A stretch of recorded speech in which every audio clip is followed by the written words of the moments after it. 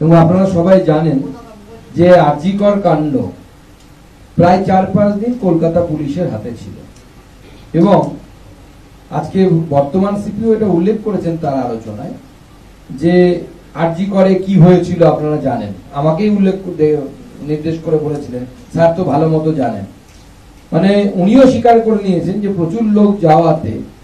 আরজিকরের এভিডেন্সেস নিয়ে গন্ডগোল হয়েছিল। এভিডেন্সেস যদি না থাকে বা নষ্ট হয়ে যায় তাহলে on the basis of what any investigation agency will do, what kind of investigation they will do on the basis of what, যদি এভিডেন্সেসই না থাকে স্বাভাবিকভাবে সেক্ষেত্রে আমাদের তো এক্সপেকটেশন যে ক্যাপিটাল প্যানিশমেন্ট হোক, প্রত্যেকটি ধর্ষণের মতো গর্হিত অপরাধের একটি সাজা, সেটা হচ্ছে ক্যাপিটাল পানিশমেন্ট। আমরা সেই দাবি, জনগণের যে দাবি, সেই দাবির সাথে আমরা একসাথে আছি। কিন্তু বিষয়টি হচ্ছে আপনাদেরকে বুঝতে হবে, যেহেতু পুলিশ, কলকাতা পুলিশের তৎকালীন কমিশনার বিনীত গোয়েল সাহেব তখন তিনি দায়িত্বে ছিলেন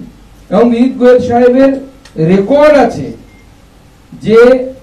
কোন একটি ইনভেস্টিগেশন, যখন তিনি সিআইডির প্রমুখ ছিলেন সেই সময় কামদুনিতে যে রেপ কাণ্ড হয়েছিল, যে রেপ কাণ্ডে যারা ডেথ সেন্টেন্স এবং যাবজ্জীবন পেয়েছিল, উচ্চ আদালতে গিয়ে due to the lack of evidence সবাই ছাড়া পেয়ে যায়, সবার ডেথ সেন্টেন্স এবং লাইফ ইমপ্রিজনমেন্ট বাতিল হয়ে যায়। তার ট্র্যাক রেকর্ড বলছে, আমরা বলছি না, তিনি ইনভেস্টিগেশনের দায়িত্বে ছিলেন। স্বাভাবিকভাবে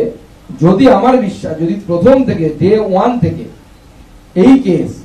অর্থাৎ আরজিকর কেস যদি সিবিআই পেত